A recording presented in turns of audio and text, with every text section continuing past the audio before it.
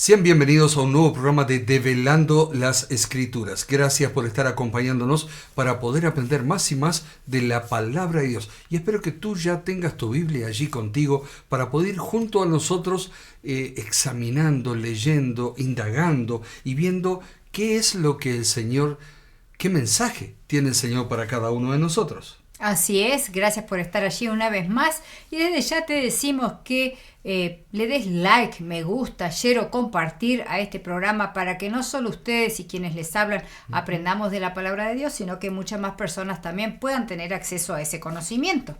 Lo mismo que si estás en YouTube, hace lo mismo, like, me gusta, share o compartir y dale por favor, activa la campanita para que inmediatamente YouTube te avise cuando estos videos están siendo emitidos y no te pierdas absolutamente nada de ellos. Así es. Medios que tú tienes para poder comunicarte con nosotros van a estar apareciendo allí en pantalla. Pero bueno, Facebook, YouTube y WhatsApp, Telegram, toda esa información va a estar apareciendo allí.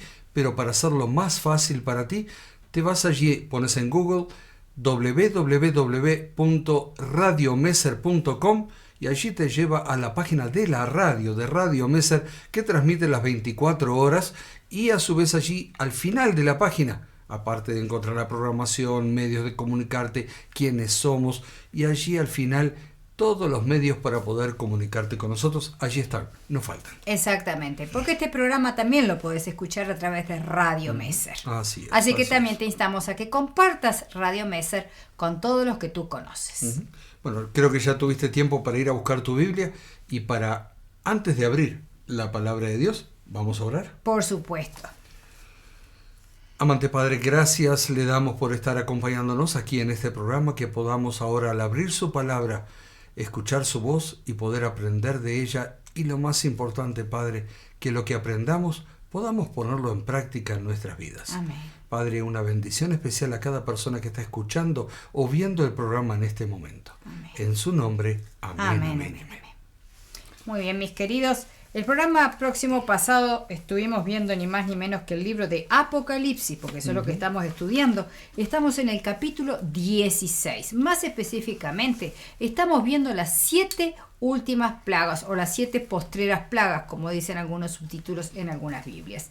Y estábamos viendo justamente que el quinto ángel, allí en el versículo 10, había vaciado su copa sobre el trono de la bestia y su reino ahora había quedado en oscuridad. Y vimos a lo largo de la palabra de Dios unos pocos versículos que hablaban acerca de qué era esto de la oscuridad. Y íbamos encontrando, a medida que indagamos más y más en la palabra, que esto de la oscuridad tiene que ver con la oscuridad del pecado, las tinieblas del error, etc.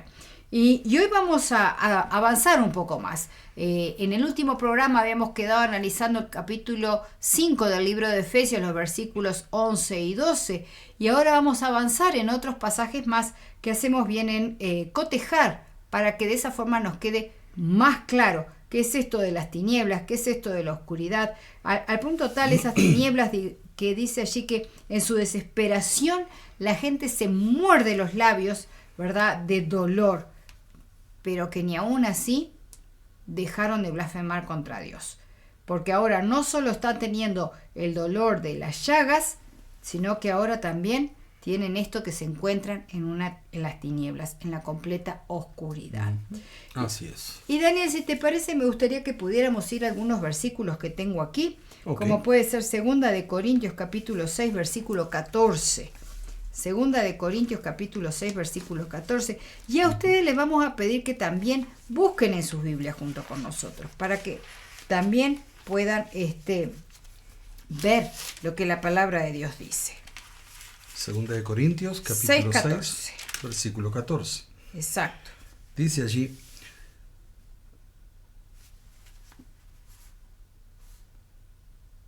no os unáis en yugo desigual con los incrédulos, porque ¿qué compañerismo tiene la justicia con la injusticia? ¿Y qué comunión la luz con las tinieblas? Ahí está. Ahí está. Eso está muy interesante, el final del Así versículo, ¿verdad? El final del versículo, que cuando uno está en yugo desigual, que uno cree de una forma, el otro de otra, empiezan esos tires y aflojes, como decimos generalmente, y termina sucediendo lo que dice allí. No puede haber compañerismo entre la luz y las Entre tinieblas. comunión entre la luz y las tinieblas. Exacto, Así es. no puede haber eso. Y ahora vamos a Colosenses capítulo 1, versículos 13 y 14. 1. 1, versículos 13 y 14.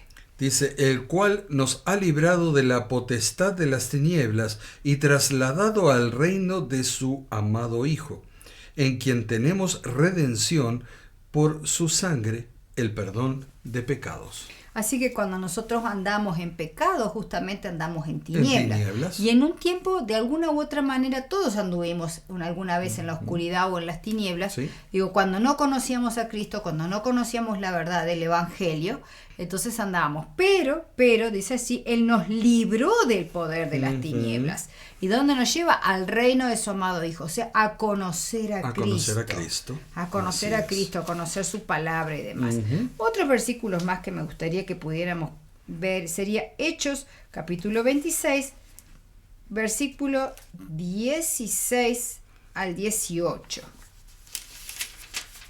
16 al 18. 26, A 26. 16 al 18.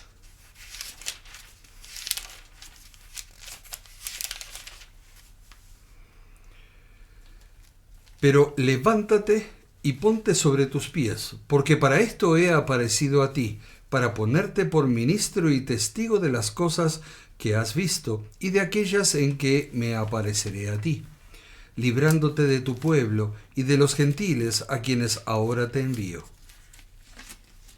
16 y 17, ¿verdad? 20 al 18. 18.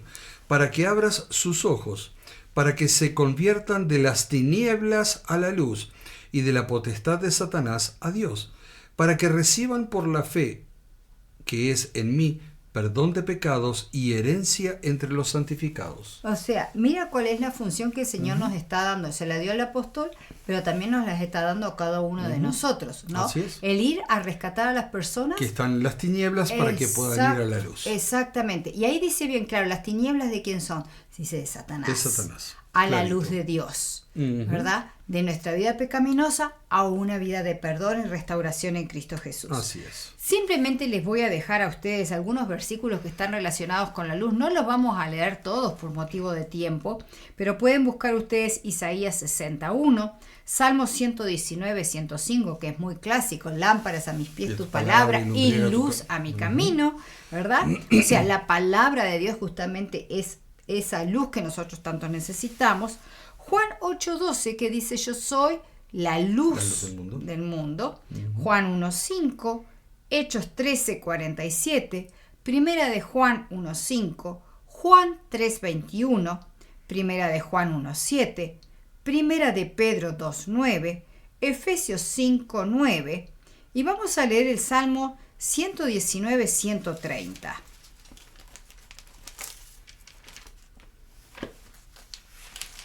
Salmo 119, 130. ¿Qué nos dice allí, Daniel? La exposición de tus palabras alumbra, hace entender a los simples. O sea, ¿qué es lo que alumbra nuestro camino? La palabra de Dios. Dios. La palabra de Dios. Así Y es. el último pasajecito relacionado con esto que me gustaría que leyéramos está en el Salmo 19. Salmos 19. Y allí vamos a ir más específicamente al verso 8. 19, 8. Los mandamientos de Jehová son rectos, que alegran el corazón. El precepto de Jehová es puro, que alumbra los ojos. Oh, así que los mandamientos, las leyes de Jehová, los preceptos son entonces luz para nuestros nuestro ojos. camino. Entonces, esto nos lleva a la conclusión de que no tenemos necesidad de andar en las tinieblas. ¿No? La palabra de Dios es bien Es muy clara. clara. Es bien clara. Así Es es. una lámpara a nuestros pies. Si nosotros andamos en tinieblas es porque queremos. O sea, ya que vamos conociendo, por eso necesitamos tanto que compartan estos programas, porque a través de eso podemos ser aquellos, como decía muy bien el libro de los Hechos, que somos llamados a sacar a otros de las tinieblas. Y lo podemos hacer a través de este programa. Así que compartan, por favor. Así es. Que así sea. Pero Alba, vamos... Hemos hilado finito en esto Hemos hilado bastante. ¿verdad? Pero vamos a hilar un poquito más fino. A ver. ¿Ok? Podemos concluir de estos versículos que la desobediencia, como habíamos leído en Efesios, ¿ok? Que la desobediencia a Dios, la desobediencia a su palabra, es andar en oscuridad. Pero aquí también hay un llamado a todos los que nos decimos, quizás entre comillas, ¿no?, hijos de Dios, y es a no tener nada que ver con las obras de la oscuridad. Uy, sí. Estábamos en el libro de Salmos, Salmo 19, pero vamos a ir al Salmo 18 y en el versículo 28. Salmo 18, 28. Sí, por favor, ¿qué dice? Tú, Señor, me das luz. Tú, Dios mío, alumbras mi oscuridad. ¿Más claro? Échale Imposible, agua. ¿verdad? Imposible más Así claro. Así es. Dios es el que te da la luz. Es el que alumbra nuestra oscuridad. Ahí está. Es impresionante. Allí nos muestra la relación estrecha entre ser hijo de Dios y andar en su luz y el no serlo. Exacto. Observa allí el accionar de Dios respecto a nosotros y la oscuridad del pecado. Pero vamos a leer en la palabra de Dios que nos va a seguir aclarando qué nos dice Primera de Pedro capítulo 2 en el versículo 9. Primera de Pedro.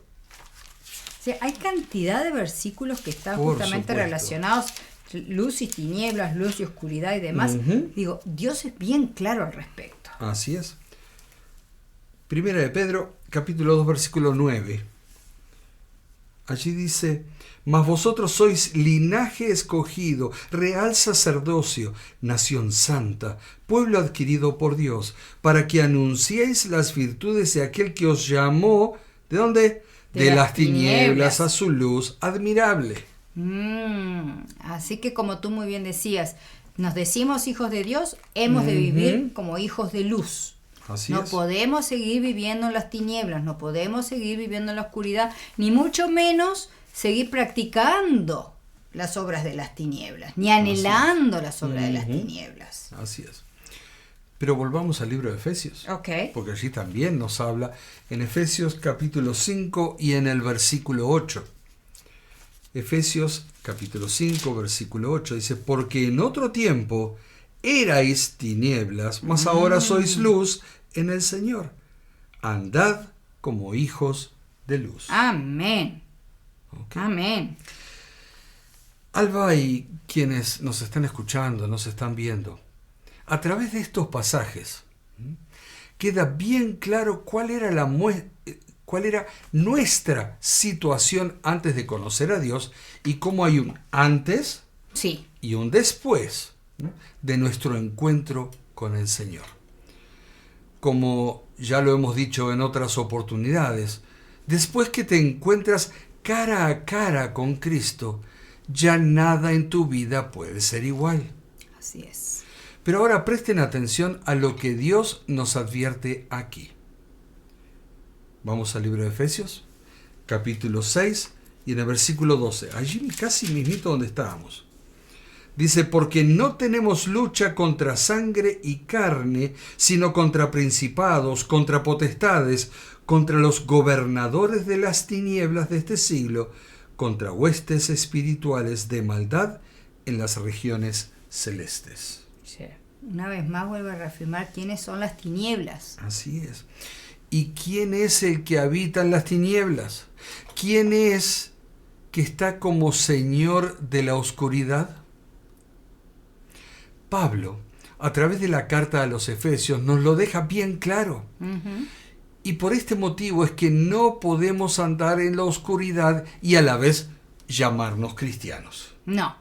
No podemos. Agua y aceite. Así es. Pero si volvemos al concepto de no poder servir a dos señores, Es lo que justamente tú estabas diciendo ahora. ¿ok? Tinieblas y cristianos No van juntas. Y recordemos que estamos aún inmersos en el conflicto universal, donde un lugar es el de la luz y el otro el de la oscuridad o las tinieblas. Y con esto en mente, Te invito a buscar en la palabra de Dios allí que nos dice Mateo capítulo 5 en el versículo 14. Allí en los evangelios, Mateo capítulo 5, versículo 14. ¿Qué nos dice allí, Alba, por favor? Ustedes son la luz de este mundo. Una ciudad en lo alto de un cerro no puede esconderse. Ok. Es indudable que si tenemos la luz de Cristo,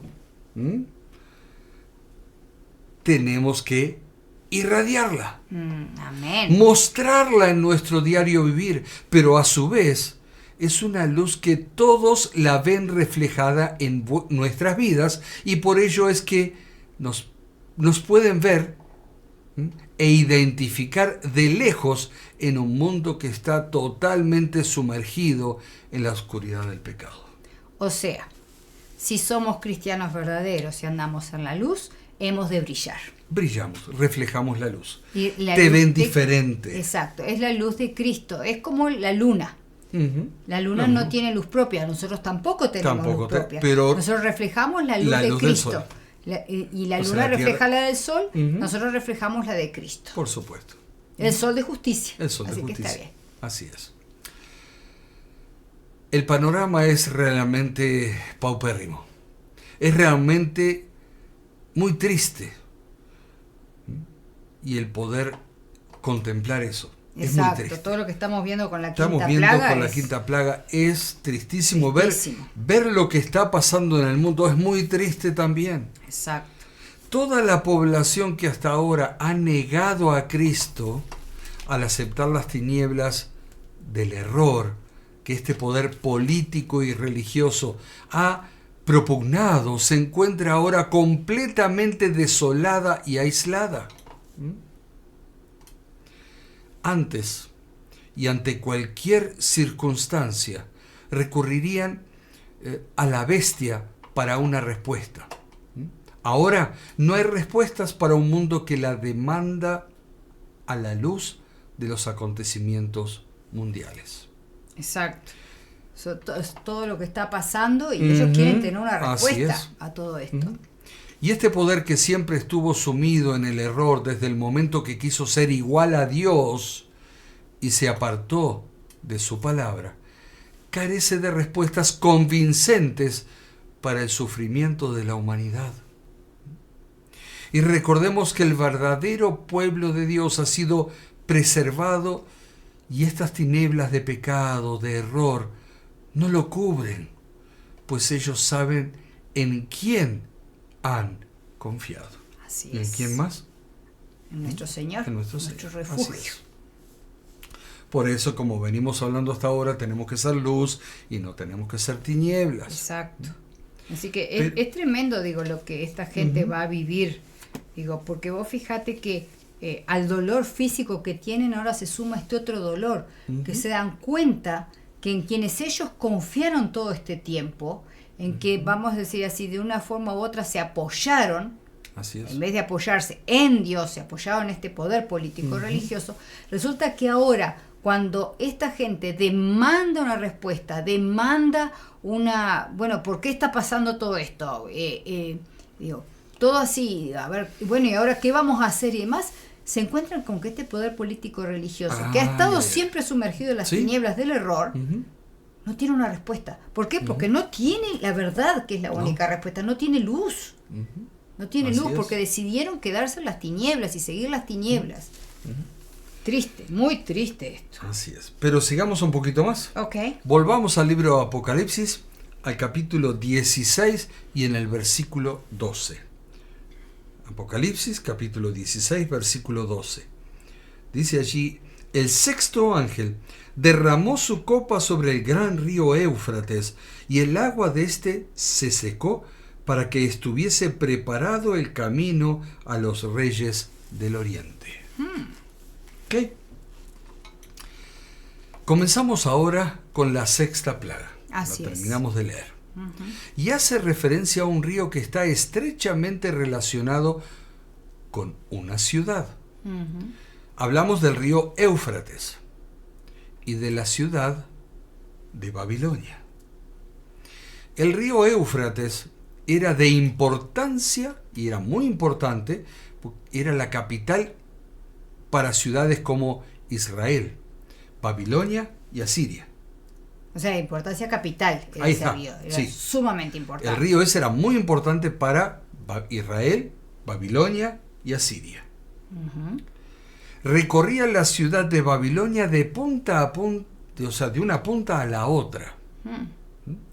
Y a nivel de las murallas de Babilonia, había compuertas que al anochecer, o ante el peligro de invasión, se cerraban, impidiendo de esta manera que los invasores ingresaran a la ciudad por ese medio. Correcto. ¿Qué? Indudablemente, y aún ahora sucede lo mismo. El hecho de tener un acceso marítimo para un país es sinónimo de riqueza o por lo menos de solvencia. Así es. En aquellos tiempos no era diferente.